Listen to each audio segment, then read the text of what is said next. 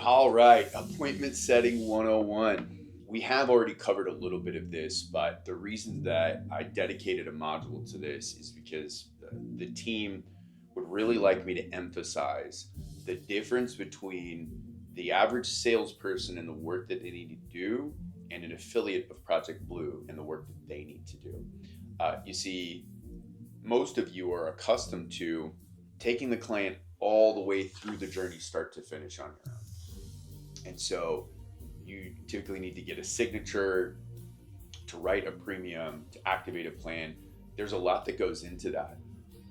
That is the close in most scenarios that you guys are following as best practices today. You've got to do all of this to activate the business. Well, if you kind of take a step back and understand the way that we have set this up so that it's easier for you, then you'll understand that the set is the close. And by set, I mean setting the appointment. And so it's important for us to be better at objection overcomes, such as, well, how does that work in payroll?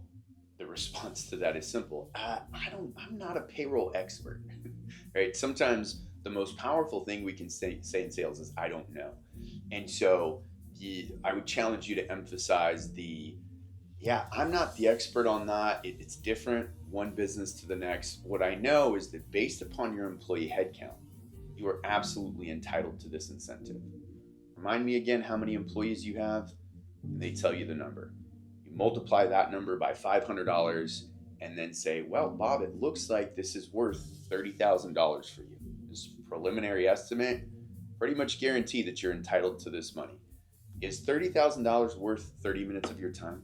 No cost, no commitment consultation, but I'm going to get you on a call with the right person who will know and understand how to explain this to you in the exact terms as it relates to your business, right? So the set is the close. So the objections that you will encounter, most of those you can just say, I don't know, I'm not the guy. I'm not a payroll expert. I'm not a tax incentive expert. I always tell everybody one of the most effective lines that we use is, I just get paid to make friends. If we find you this money, it's not going to cost you anything. You want to be friends? Yeah, cool.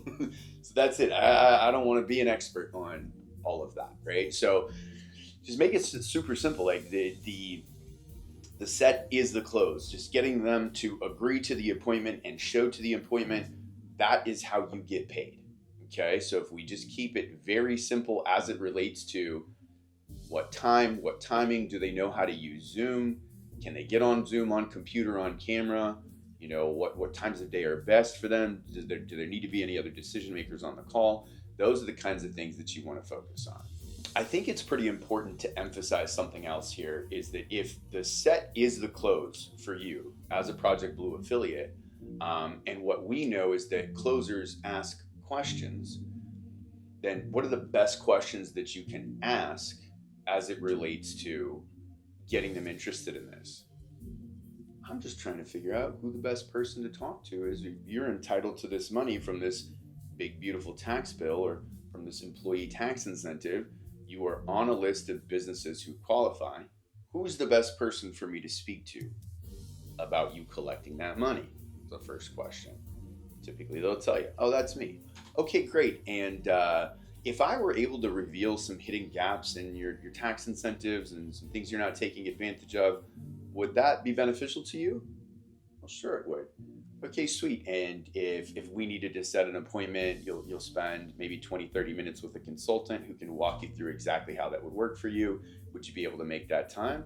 Oh, I don't know. My time is valuable. Oh, okay, cool. So real quick, let's figure out how much your time could be worth when working with us. Remind me again, how many full-time W-2s do you employ? And then they tell you that number. Multiply that number by $500, and then that's the number. Okay, so it looks like it's worth this much. Average is 30K. So it's easy to say, is 30K worth 30 minutes of your time? So those questions, this question-based framework, who do I talk to about the money you're entitled to? If we could help you identify cost reduction and incentives, would you be interested? How many employees do you have? These types of questions. Would it be worth your time? Is this much money worth this much of your time? Can you be there tomorrow at 2 p.m.? Can you show up on Zoom on computer? Is there anything that would conflict with that in your day-to-day that would prevent you from showing up? Did you receive the invite? Right? They're basically just questions, and if you leverage a question-based framework instead of a pitching bells and whistles framework, you'll have so much more power and control. You'll have so much more frame control. You'll have so much more authority. And when we're asking questions to, leverage this information, it's really hard to have commission breath and seem desperate when we're in control of the frame. We have a question-based framework, and we just kind of stay in the pocket and hang out there. But when we're coming in hot, like the ShamWow guy, pitching all the bells and whistles about all the things that it can do, it's kind of a turnoff for most people. So that's my biggest challenge to you all, is understand the set is the close, understand that closers ask questions, and know and understand that you have the power in this conversation. They need you more than you need them. You're going to put money in their pockets, it's not going to cost them anything, right? So if they're making it difficult for you, there's also kind of a saying that you can't say the right thing to the wrong person. So if they're really not that interested, just give up and move on to the next one. But the flip side of that coin is that you can't say the wrong thing to the right person. If they are interested, it would be your fault if you screwed it up by giving them too much information. Think about this.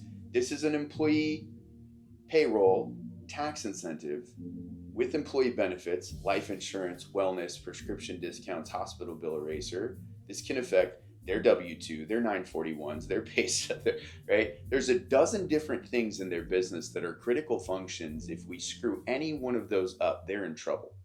So how about we avoid, creating that, concern? We just don't say any of those things. There's a tax incentive, saves you money, we do all the work. Would you be interested in learning about it? When are you available? It's as simple as that. But it's crazy to me how people kind of overcomplicate this. So my challenge to you is, be smart. It would be it confuses me, actually, when people try to be some kind of wizard and explain everything that's included. You're basically just creating problems for yourself. Objection prevention is superior to objection overcome. So the average salesperson is not going to create their own objections, but I can tell you, having coached thousands of people throughout the years, most salespeople consistently experience the same objection. Think about it. I'm sure you have experienced the same time stall, decision maker, price, fear objections, and one or more of those happens pretty much every time in your sales process. Otherwise, they're just a buyer in heat and they just sign up. You don't experience them at all. But the objections that present themselves, they're the same objections for the same close. So what does that mean? That means you are creating your own objections. How do we figure out how to avoid that? Well, we have a blueprint and a formula for you here. If you follow it, you will win more consistently with less frustration. So just something to keep in mind. All right, so we're going to wrap this module for today. I'll see you guys on the other side.